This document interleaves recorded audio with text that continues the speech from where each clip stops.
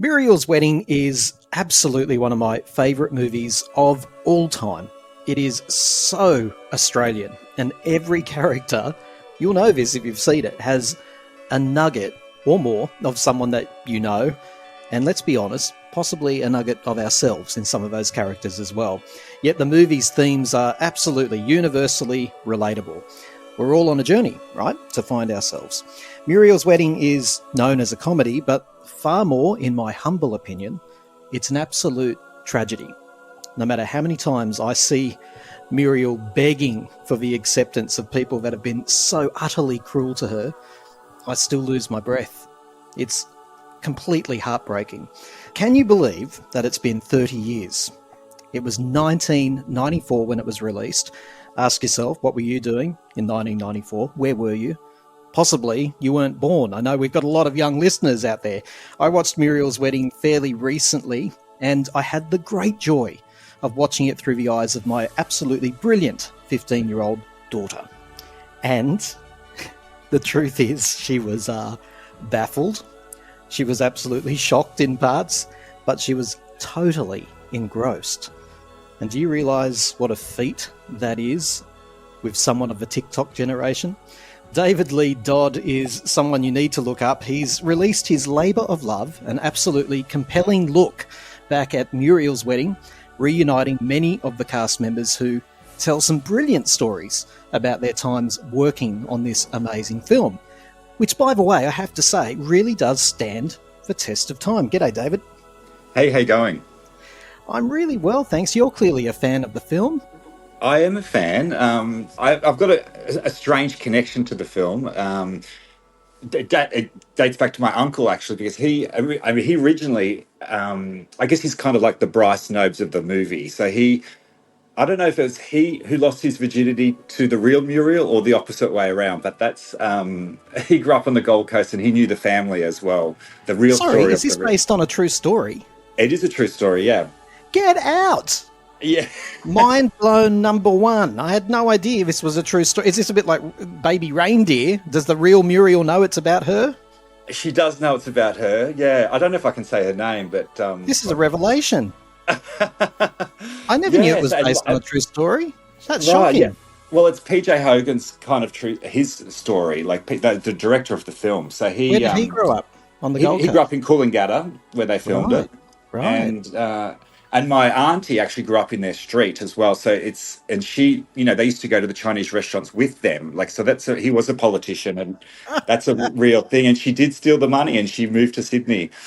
My God, I'm so pleased that we've started off on this foot, because it's such the story's so realistic, right? And I thought, and so Australian, as I said at the top. And I just thought, yeah, if someone could imagine this, that's sort of crazy stuff. But if it's a true story, that makes a lot of sense. It's even more crazy. I mean, I used to think that people abroad would find the characters bizarre, but I think they are relatable. Because it's so far fetched. You think, but that is truly Australian. And I think growing up in that era, I'm 47 now, and I think I grew up in that generation where the politicians, all that sort of stuff. I think it depicts Australia at a certain time period. And yeah, almost like low-level politicians were held in, or thought they were held in, such high self-esteem. The Chinese restaurant at the top of the RSL Club, although it's not defined that this one is, but it's very similar, sizzling plates. It felt exotic as a young Australian to go to a Chinese restaurant and see Asian people serving the food. Right. I mean, let's be honest, that's the generation we grew up in. Can you go back? You said that you've got a strange link, and I got totally overawed by the true story revelation. Right. Is your real link that you know the real Muriel? I don't personally know her, no. Just my uncle told me the story. And in fact, I didn't know until I started working on this reunion. I had worked with Gabby Milgate, who plays Joni Heslop, 20 years ago on a play in Melbourne. I was just assisting on that, and that's how we met. And it sort of all came about because during COVID, I'd seen some people doing interviews, and a lot of actors in that period were kind of out of work. There was shows were cancelled, and they were affected more than anybody. I think there was no government funding for people like actors, and so I thought, I think I messaged Ros Hammond, and I said, because I know she'd had she was going to be starring in, think it was One Flew Over the Cuckoo's Nest. I can't remember the play now, but anyway, I had said to her, like, should we do like a little live Instagram chat for fun, And she said that's a great idea. So we organised that, and then she said, "Are you doing anyone else from the move? I'm from Muriel's," and I said, "Well, actually, I could," and I knew a few of them, and I thought, well, this would be a great idea, and that's how it kind of snowballed, and then it just. As more people came on, it got bigger and bigger and bigger, and Oh, so and you've done a marvelous job. And I should have said right at the top too. People should go and look it up on YouTube. It's called Muriel's Wedding 30th Anniversary Reunion. But please, yeah, David, I'm gonna pull you right back. Your uncle. I sure. want to know about your uncle. He's What going does to your kill me uncle now. know about this real family, like of a real How does he Muriel? know about them, or what? Yeah, what's his Well, connection? well, he just grew up on the Gold Coast, and they're just a family on the Gold Coast. My auntie, who he's married to, actually, she lived in their street. Right, and So they knew them. yeah, they knew them. Yeah, And the father was a local councillor. he was a local councillor. The mother did, I think, commit suicide. If I'm correct, Oh I think she wow! did. Yeah, it's a sad, sad story, and there was more. Maybe there And was was less. Muriel bullied at school? Well, I don't know if that's the case that she was bullied, but she did want to escape down to Sydney to get away from the father, Right, right. and I don't know. I don't think the part about her marrying the swimmer, the Olympic swimmer's real. That just ties the story around to bring it back to How she to gets a give it. wedding. Yeah, of course, and and finding herself and realizing that friendship and all that goes with it, and so that was obviously the Wow. moral of the story, but the basis of the story that she took the money and the dad actually did want to call the police and you know. Amazing, right? Amazing. I knew it had to have some nugget of truth there somewhere. My goodness, it's an adventurous story to say the least. You were telling us before I rudely interrupted that you spoke to many of the cast. It snowballed with one Instagram chat, and then it went from there. Right. But what strikes me about your special, I started it, and I'll be really honest with you, David. Usually, I'd make it 10 minutes into a special, and then turn it off. Yours was so compelling, though. You did obviously a lot of love and labor went into this because the way you've spliced it, the way you've edited it, it's Yeah. just really, really well put together. But what strikes me more than anything is you spoke to even people who played very small supporting roles. But there was one theme, and you can correct me if I'm wrong, that I noticed throughout all the interviews you did, in which there are many, many, many. Every single person you spoke to had warmth, fondness, and affection for the experience of making that film. Yes. They all, and I Not think it was always an the opportunity. case. Not always Yeah, the that's case. right. I think it was all an opportunity. I mean, that catapulted everyone in that film to some level of stardom. I think that, so there was a great fondness for that. And it was, I mean, you'll notice that even like there's like the priest from the wedding is in there, who Yeah. marries Muriel. And that all came about because when I interviewed Jenny Neverson, who plays Deidre Chambers, he lives in her street, and he said, why don't you get him?" I think, I mean, he was 60 when he did that. I think he's 101 now. He's 100 years old in that when I interviewed him. What? He's 100 now. Yeah, You're he's a very joking.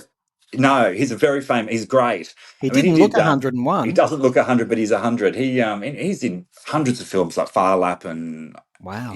Bangkok Hilton and all that with Nicole Kidman. He's done so much. So even just to have him in it for 2 minutes was great, just because he was such an iconic actor.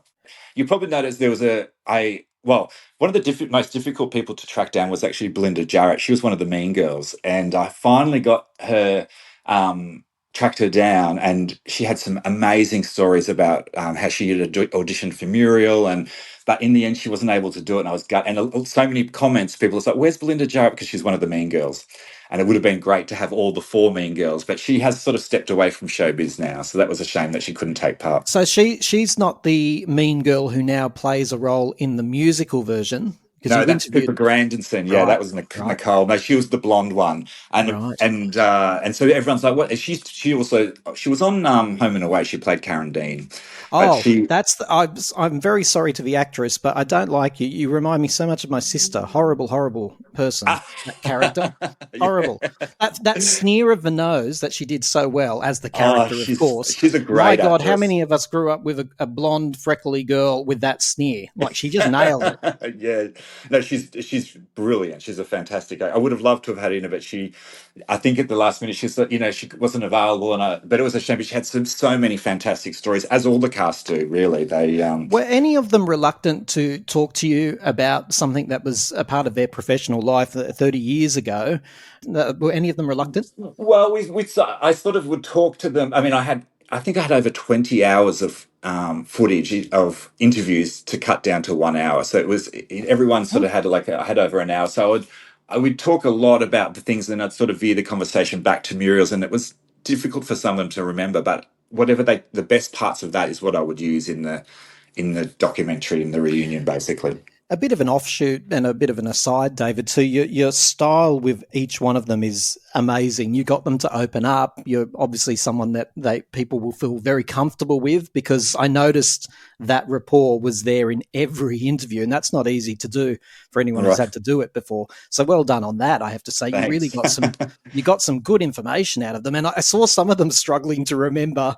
Oh, I think it was, or maybe it was, but it's a long Right. time ago, right? But you managed to get it out of them.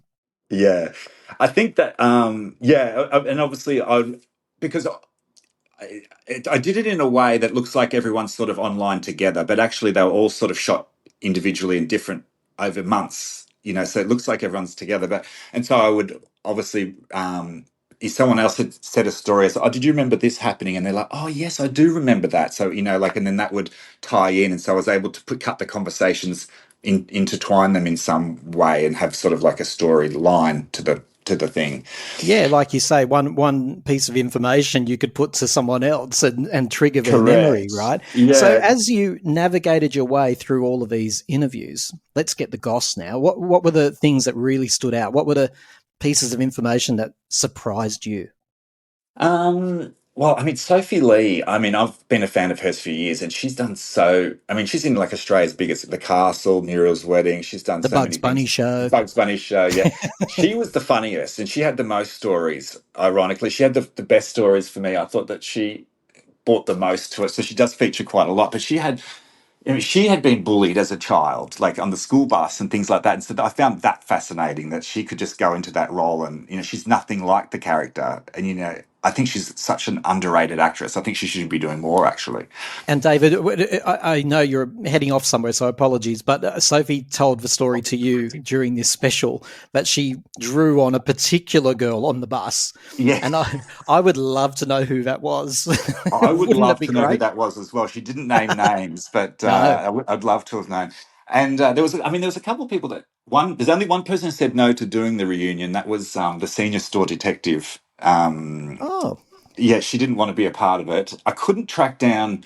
There's a sister in the movie, the younger sister Penelope. No one seemed to know where she was. There was no, and I even looked in the UK. I looked abroad. I looked everywhere. No one seemed to know where she was. And and well, why didn't the store detective want to come on? What was her I don't reason? know. I don't know. And you'll notice that. I mean, obviously Tony Collette is in it, but her manager was very difficult.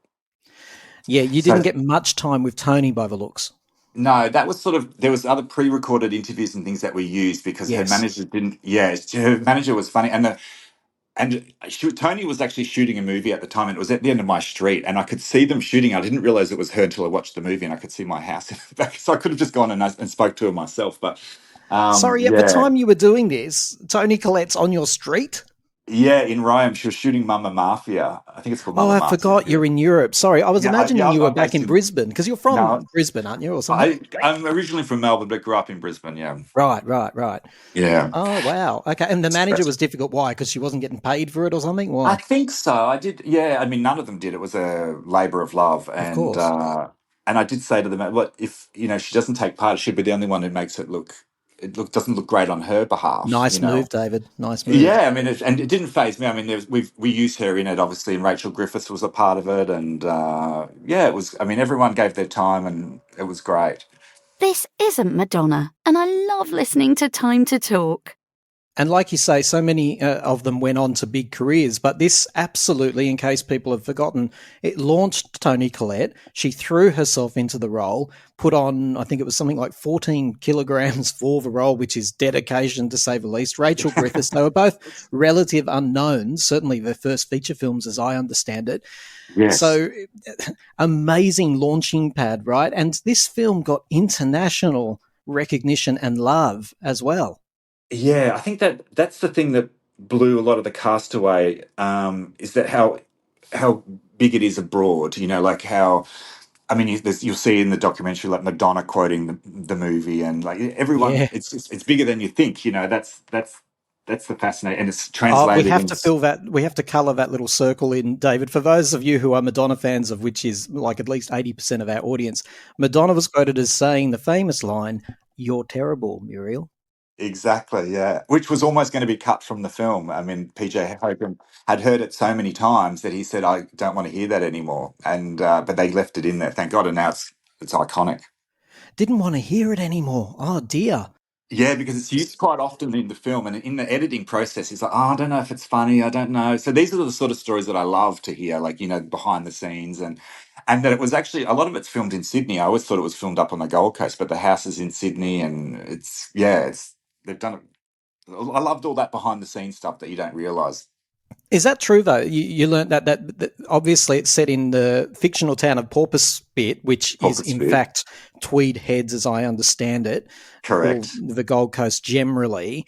And so some of those outside shots and all of that were up there, but the bulk of it was filmed in Sydney. Is that right? Yeah, I mean, just the driving through. I think just the drive at the end of the film was basically the Gold Coast. The rest of it's Sydney. It Yeah, was very familiar to me, David, because when I went to see it, it was like I don't know if it was Oxford Street, but certainly that video shop and the laundromat, all That of is that. Oxford Street. Yeah, that is Oxford Yeah, Street. Video drama. Yeah, yeah. It was very familiar. The bus stops and all of that. I mean, they were my school years, so all of that territory was so familiar.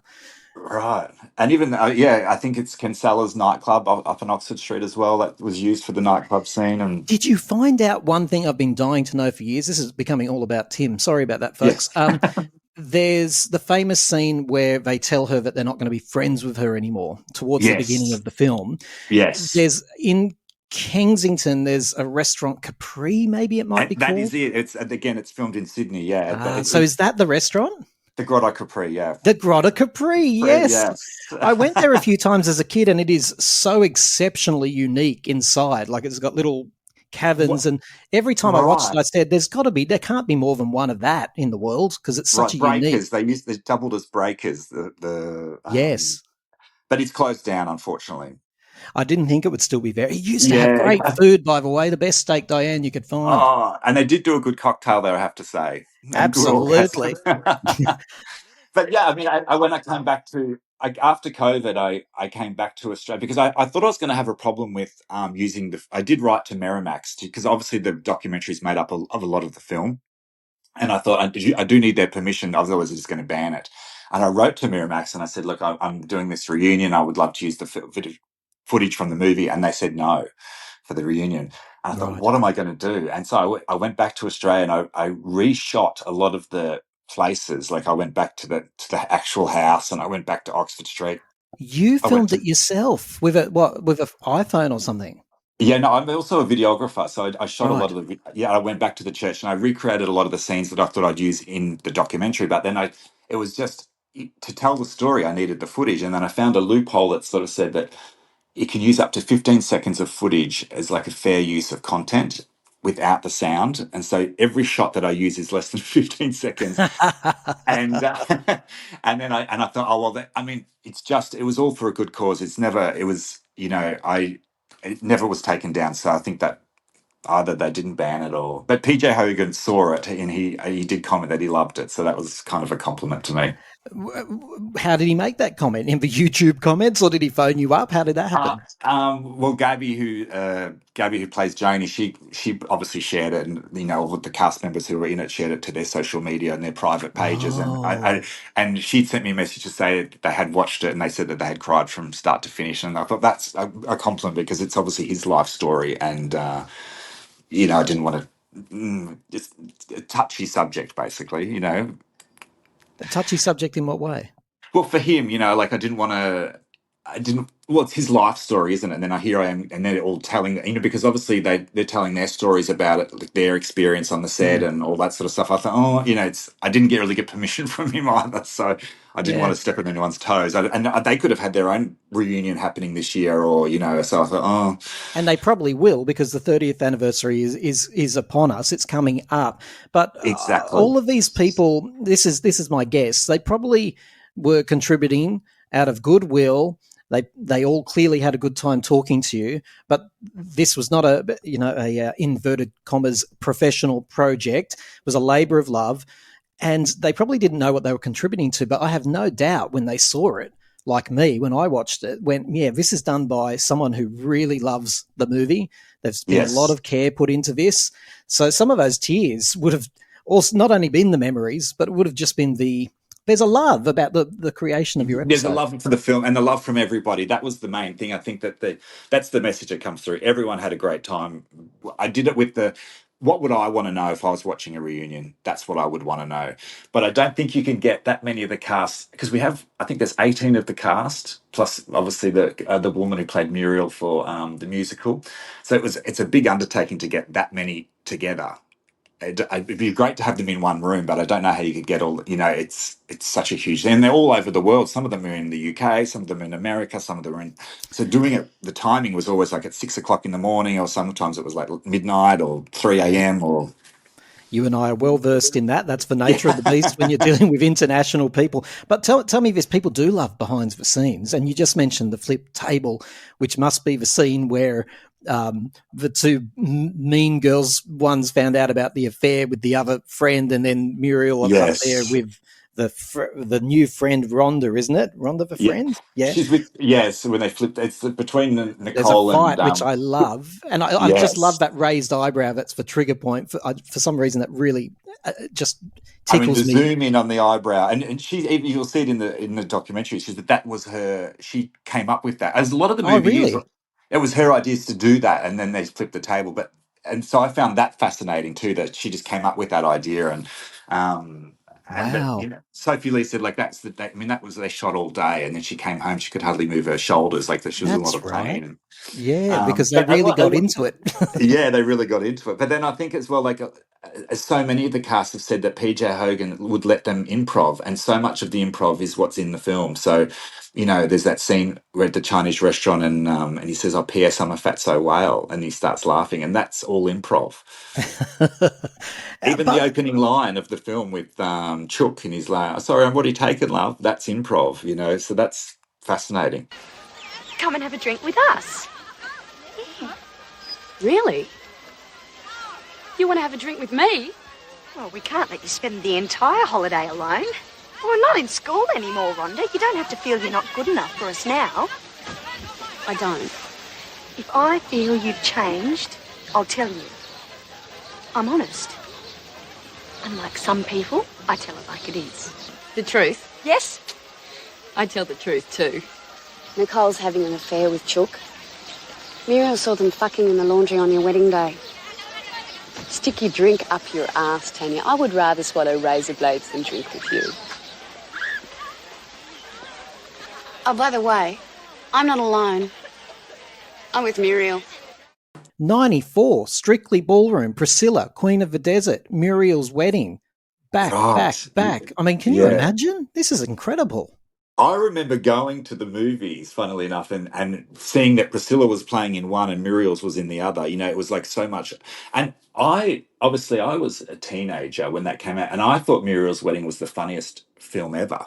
And it's not till I rewatched it again before doing this that I realized how dark it is. I was like, okay, this is crazy. Oh, it's Like, horrendous. Those mean girls, the way they suck up to her when she's got something to offer and the way they dispense of her when she has nothing left to offer, right, the way they sell her out time after time. There's nothing redeemable in those girls at all, in my opinion, which is funny because usually a golden rule of writing, you have some redeemable qualities in characters. I see right. nothing, but that's because I'm triggered. Even when I was that age watching it, I was triggered because that was a little bit of my experience. I think everyone can relate to that in some way or another with all the characters. I think, and we talk about that in the documentary. Everyone feels a little bit like Muriel to a certain degree. There was those girls that existed in the school. That did. That's a real. And I think PJ was genius because he had I think written many screenplays or screen tests or whatever for other movies that never sort of come to fruition. But then when he wrote about his own life story, as soon as something's relatable, this is what made it. And then he went on to do huge movies, like he did. My Best Friend's Wedding, right? Yeah, My Best Friend's Wedding. He did. Yeah, he went on to do crazy things. But that film that was from his heart. And to think that it's quite brave to tell your story, and especially it's a tragic story. His mother passing away and his dad being abusive and the whole thing. So he didn't want to tell it about him. I think he wanted to tell. That's why I think he said he could do it from his sister's point of view. And she said, "Well, as long as you change my name, I'm happy. No one knows who I am." Wow. Okay. And funnily enough, a lot of the cast, when I talked to them about this, because I sort of had some questions that I would ask them, regarding, certain things. What was your funniest memory? And one of the questions was, did you realize it was a true story? And I think a third of them did not. And they're like, and they would go away and come back and they did the research. I can't believe that it's a true story. Well, you got And me, and I'm pretty across this stuff. At least, like Baby Reindeer, they put this as a true story. Well, that's a little bit debatable now. The courts will sort that out. But in this case, right. though, it's just like it's not written in there at all. It's just not. It's No, not in the credits. It's not in the end. And I think there's a part of it. The mum Jeannie Drynan, who I love, she's an amazing actor. I think the character of Betty's, thanks to her, she really became that character. But she had said that she was glad that she didn't know that it was based on his mother because she would have had the worry of he never told her that it was a true story until after they'd filmed it. That thread of Muriel's mother, Betty, is so unbelievable. Did you know my 15-year-old daughter was watching? I was really interested to look at it through maybe a cynical teen's eyes. And when the mum was in the supermarket with the swollen ankles, trying on, exchanging the shoes, my 15-year-old daughter, who's lovely but still a teenager, so not prone to outbursts of sympathy at this age, she went, "Oh!" She made that sound. She thought it was just so tragic, so clear, and without any dialogue. Right? When you actually, if you want to get all technical and deconstruct it, no dialogue really. Just the shots and the cinematography tell the tragedy of just that exchange of shoes in that scene is so devastating. Why on earth isn't that husband keeping her in shoes? Why haven't those ankles been treated? Clearly, this is a woman who's leading a hard life. She's on her feet all the time. It told everything in about 5 seconds. Right, it's so sad, and yeah, you're right. Minimum lines. That's what I think. That's when you know she's a great actress. She doesn't have to say much.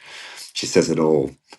What was the part with the mother's story that broke your heart when you watched the movie, or still breaks your heart? I think I was at the wedding scene when Muriel doesn't acknowledge her or see her, that she'd come all the way. She had to catch a bus down to Sydney to make it to the wedding, and then she's not seen. Although I did, I thought, wow, in real life, there would have been like a party after the wedding. Surely she would have got to go and see her daughter at the reception. She probably couldn't afford the cab fare. Yeah, maybe. Yeah, and again, that was Jeannie's idea to have Muriel not look at her, and I didn't know that. And I said that's one of the most heartbreaking scenes in the movie. And the fact that the mother of the bride is all the transport, the father goes, I don't know where she is, probably catching a cab, like no care for that she's there or not. Right. And then, like you say, sat at the back of the church, nearly misses it. She's so full of pride. It's just heartbreaking. It's heartbreaking, yeah.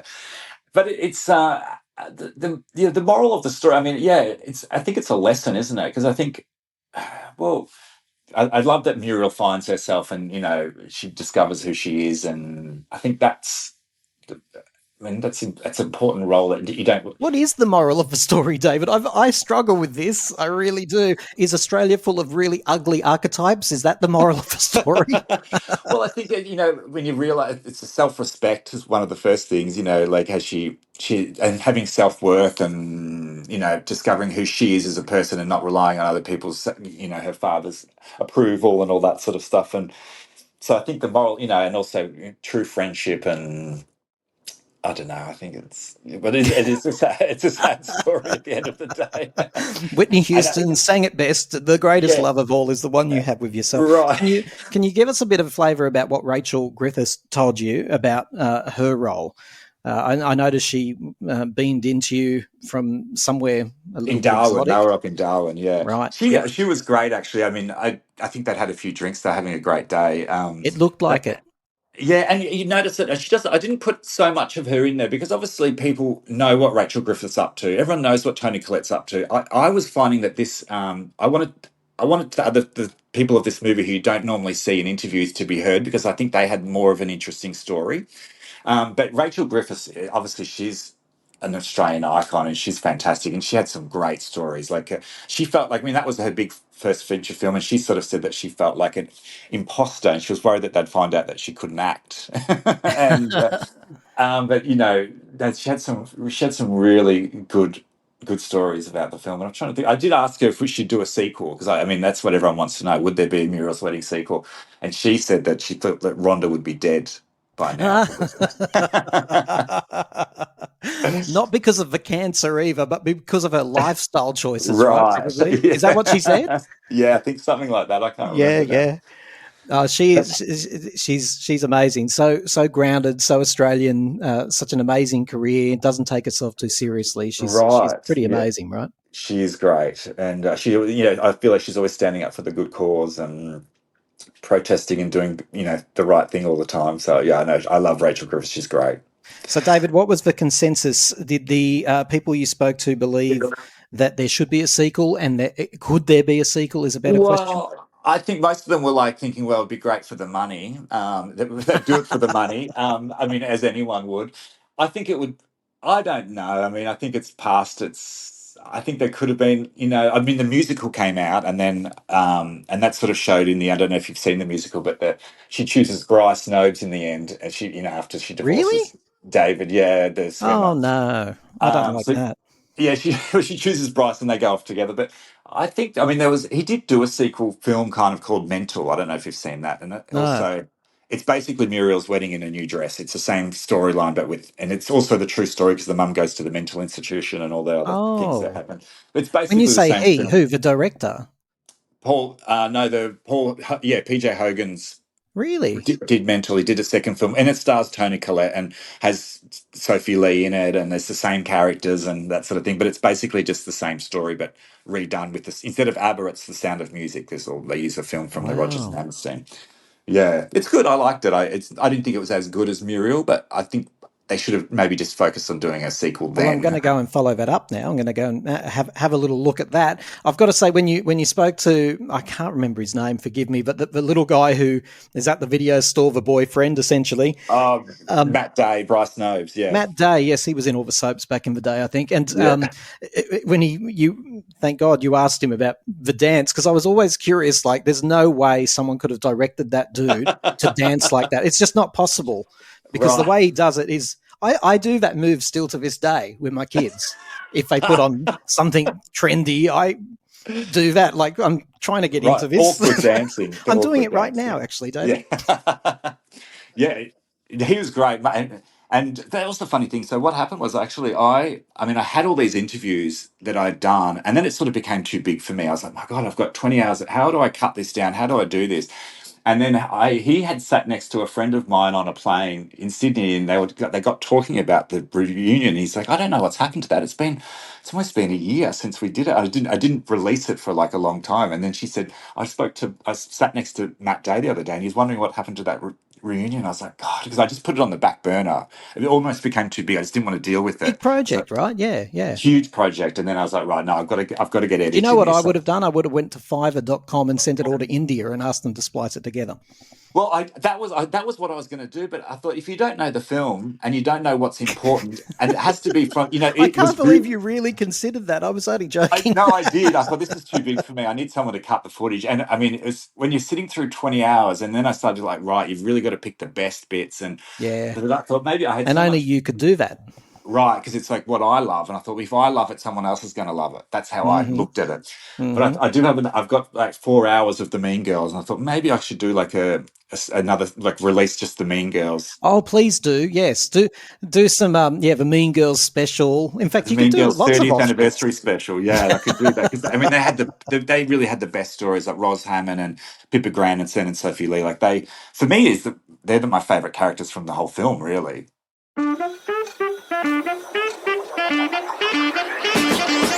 Hey, Time to Talk family. This is Tim Power, host of the podcast where amateurs talk about icons. To keep our show commercial free, we rely on your support.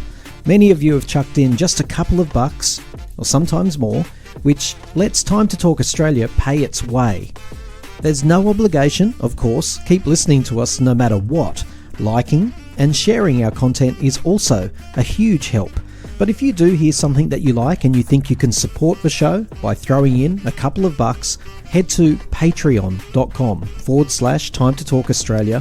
The link is in the description of this podcast. Hi Tim and Time to Talk listeners, this is Danny from Melbourne, and I'd just like to say your latest podcast made me very angry. And as always, we want your voice memos. If you've heard something that you agree with, or possibly you're outraged, and let's be fair, many of you listen simply to be outraged, then take out your phone and record a voice memo. Cap it at around the 2-minute mark and then send it to me. I listen to all the voice memos that come through and occasionally we include them in the show. Our email is timetotalkaustralia@outlook.com. Thanks for sharing, rating, contributing and donating to this very little podcast from Down Under.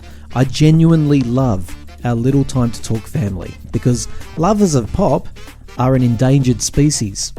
So why don't we go extinct together? So that's all I have to say. Get off the airwaves, you're such an amateur. I see. One of my favourite lines is like, "You're right about those cupboards." I don't Oh, know. that is that makes me cry. It's not my Yeah, favourite because I it's love that so line. the indignity of that line crushed me the first time I saw it. Right. Crushed Yeah. me. Anyone who's ever went and had to clean out the home of a loved one, you know, it's Yeah. such a it's the most sensitive thing you could possibly do. And for her to come in and go, "You're right about those About those cupboards." Oh cupboards. my God. You know, you just know that she's just been bitching about her, saying terrible things about her. You know, like that. In that one line, you learn a lot. Well, and you also learn that she can't even rest in peace. You know, the reputational sledging continues right after Right. the lady's passed away. It's devastating. Yes, but you're right about those cupboards. I do use that when I'm cleaning my own kitchen. Yes. Right, and the other one is like whenever I'm out for dinner with a friend, I was like, shift down, Penelope. I always say that when I've got friends coming in, like, yeah. And all those fans who are listening from overseas, you won't have this wonderful little extra layer of watching this movie. The first time I saw it, it was just like a roll call of everyone you've ever seen. There's a special K lady or Nutrigrain or Right, what the all brand, whatever it was. old brown lady from the adverts. Yeah. Yeah, like every character was like, I know you. Oh, you're from that. It was amazing like that. Like they'd all been Yes. in Australian TV shows before. And I think Nathan Kay's the guy who played Chook, and he said that in America when he was there, they used to say like they call him Chuck. They go, "Oh, you're Chuck, you're Chuck," and he's like, You're "No, it's Chuck. Chook." But they didn't get the joke because we No. say that in Australia, that Chook, yeah. Oh my goodness. What a great walk down memory lane with you, David. I mean, the passion for Oh, this movie is amazing, and I hadn't seen it in quite some time. I said to my daughter, we've got this sort of deal. She doesn't want to watch movies. They're too long, you know, in yeah. TikTok age. But I said, look, we'll watch it for 15 minutes. If you're not enjoying it, we turn it off. That's a bit of a golden rule I have with her to try to get her to watch some quality stuff. But this one, yeah, she stuck with it. So it holds up, you know. And how did you find the reunion? What had you just were typing in like Muriel's wedding, or was this? How did I find your special? Yeah, how did you come across that? Oh, it comes up in recommended. For my show, I have to watch all kinds of things. And plus, I love watching old episodes of God knows what, like Kingswood Country and Oh, right. Hey Dad. And You'll need to do one on the Henderson kids. That was one of my faves. I love the Henderson kids. Yeah. Isn't it great? Well, you Yes. need to do it. You're the expert. You do Oh, it. that's true. Maybe I should. Maybe I'll I should watch do it. one of the. Yeah, it'd probably be like the 40-year anniversary. Yeah, it would be, I'd say. You have to interview Yeah. everyone about that green hair. Remember the lady Oh my who, god.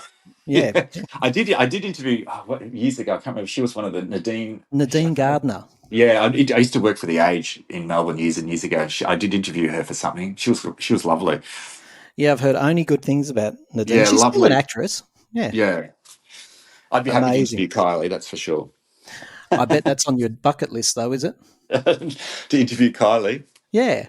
No, I have met her a couple of times. She's really nice. Her dad was the mayor of Camberwell, where I lived at one point. I He was remember. the mayor of Camberwell?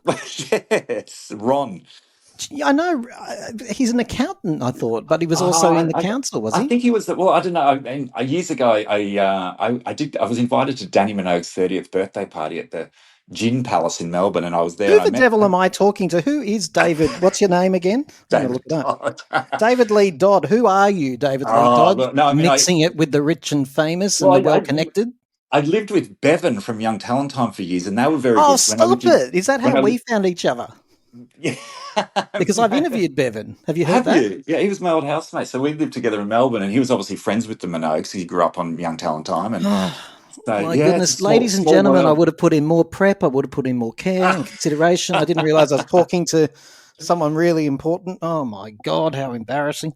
No, I'm only joking, but No. it's. I can tell that you mix it though with some great people. Well, look, we've got a great Australian industry, don't we? Oh, look, I mean, well, the Minogues are Hard our biggest workers. export. So I heard they were going to. I heard they were going to get their own lane down in Melbourne. So I hope that happens because I think they've done wonders for the entertainment industry in Australia. Yeah, now you've got to listen to our show because we've done one of those. I'm going to send you a whole heap of links Okay, after this. send You're going me, to be so please. Yes, excited. send You're me. going to be so Is it excited. happening or not, or it's not happening? I know we're getting off topic of Muriel's, but I They've know got that the Danny's petition been. going. It's slowed a little bit with a petition because there's this whole debate about do you have to be dead or not, essentially. And of course, Oh, people are right. saying, but there's an exception here and there's an exception there. Dame Edna had one before he or she was dead, blah, blah, Okay. blah. So definitely it could get up. And one of the councillors down there said, some ridiculous political line. We should be so lucky to have a Minogue Lane in Melbourne. So I think the appetite is there, David. I think it's it's there. there. I Yeah. think it's there. So look, what's the next project for you? What are you working on now? Well, I haven't. That was like I did that one as really as a labour of love during COVID, and then I had to go back to work, so that became difficult. Oh, how annoying. Yeah, yeah. Well, it was like, that was terrible that we had to go back to work. I actually enjoyed COVID. I don't have anything. I still If do a only lot that of. plague had lasted for 10 years, it would have been great, wouldn't it? Right. Yeah. Could have got many more specials done. I was hoping it comes back. I was hoping it's like a. You Terrible, and I isn't do it? have a dark sense of humour. Yeah, it's There's people terrible. switching off and leaving thumbs down as we speak. I don't care. I don't care. So you're Yeah. not you're in your everyday job now. But what's a project you want to take on? I haven't even thought about it really. I thought, Really? yeah, I mean, if it wasn't so much work, I'd consider doing more of them because I think it's so fun to do. I mean, I love interviewing anyway, and I Like, mean, could you if do there it was, around Strictly Ballroom and Priscilla, for example? well, they're Same doing thing. a Priscilla one. I think that I did. They're doing it. Well, I know that they've signed on for a sequel. I know they've even found the bus down in Adelaide in someone's farm. That's So worth I a think that, fortune. Did you say they've signed on for a sequel? yeah, with all the original cast, I think A that's happening. remake or a sequel? No, a sequel with Guy Pearce and Terence Get Stamp. out. Yeah, I think it's Really? had the green light. Yeah. That's amazing. I knew they'd found the bus and someone had bought it and it was on display or something. I I think it thought I had heard. like survived a bushfire and all sorts of things. Yes. I did see that. So Everything in Australia has survived a bushfire. It's hardly news, people. It's hardly yeah, news. exactly. But there is a great documentary on YouTube actually about Priscilla and how they made it and what it represented at the time. So if you get a chance, it's a really good. I think it's called. Oh, I couldn't tell you what it's called. I did watch it recently, but yeah, Isn't it's a it funny great that documentary. Jason Donovan almost did the Guy Pearce role? Oh, did he? I didn't know that. Yeah, well, he was going through all of that issue with the Face magazine over in the UK, Oh, yeah. speculation about his sexuality. Very strange for younger listeners to hear that. But back in the day, it could be, well, people were worried it could be career destroying to be outed Right. as gay. So Jason Donovan, in his autobiography, quite clearly says he ummed and ahed, but he ultimately thought, no, he's just going to be playing into that whole Wow, and he turned it down. speculation. So he passed it down, and his old neighbour's colleague got it instead. Wow, Guy Pearce is great. He's a great actor. He nailed it. So. Absolutely Funnily nailed enough, that getting back to the casting on Muriel's, like, it's funny because the people that had applied, like Deidre had applied to be Betty, and Wow. like, and Belinda Jarrett, who's played, I can't remember her name in the, not Nicola, and one of the, and anyway, she had applied to be Muriel. So like, it's interesting, and like Chook had applied to be the brother from, in the family, and then they sort of rearranged the cast, and that, so I found that fascinating as well. That what That's a actors had very applied. common story, with big successes, that people were slated to play different roles. Golden Girls, I know it's a US thing, but Blanche and Rose were meant to be reversed and stuff like that. So it's Right. interesting how things sometimes settle into place. The one comment I would make about Muriel's Wedding is that, and I truly believe this, if it wasn't for Toni Collette playing that character, Muriel could have been she's on a knife's edge of being unlikable, because she's actually a Compulsive villain. liar, She could yes. potentially be a villain in herself. She's so self-destructive, Right. but we're rooting for her the whole way, and obviously that's in the writing, 100%. But I also Right. think in a different actress's hands, I really don't think Muriel Would be would have likable. worked. It potentially couldn't have worked if it was the wrong person. Right. Yeah. You could be right. Yeah. She's a brilliant actress. Like the way the subtlety. Like you and I have both seen it so many times, so you get to sort of examine the way she approaches some of those lines delivered differently. But I don't know. She's so detached at the beginning, and then starts to become really attached. There were scenes that I actually went to the 20th anniversary of Muriel's Wedding and spoke with PJ Hogan, sorry, and he told me there was a lot of scenes that they cut, and one of them was that the very first scene of the movie, instead of it opening with Tanya's wedding, was her shoplifting that dress. That was the first scene Right. in a mall, and they cut it out because they felt it just, Exactly what I just said, right? She could have exactly been what you just said. unlikable from the word go. Unlikable. Yeah. She's a thief from the start. She's a lying, Yeah. so that is why they took it out. So yeah, there you go. You're right. But like I also save over writing, because you really do learn why she is the way she is, right? She's got that poor old disengaged mother. She's got this absolutely horrible father. Other people will argue that he's horrible. He is, again, a bit of a trigger point. We all know Yes. someone a little bit like that. The ego on that man and the way he puts them down. So you certainly learn why she is the way she is. Yes, definitely. Yeah, All right, definitely. where can people find you, David? Well, they can find me on. Besides at the opening of every gala in Australia, by the sound of it. Well, I'm on Instagram as Dottywood, and I think my YouTube channel is Dottywood as well, and also I run the Muriel's Wedding Instagram account, which is just Muriel's Wedding. Amazing. David Lee Dodd. It's been a pleasure. I'm really glad that we connected. Yeah, thank you so much. It's been great. I'd love to chat, and I can't believe it's been 30 years. I mean, it's gone like that. Yeah, and honestly, hand on heart, thank you for putting this special together. It's absolutely brilliant. People Thank you must so go and much. watch it. Yeah, well Yes, I have to check it out. No worries. Thank you. done. Take care.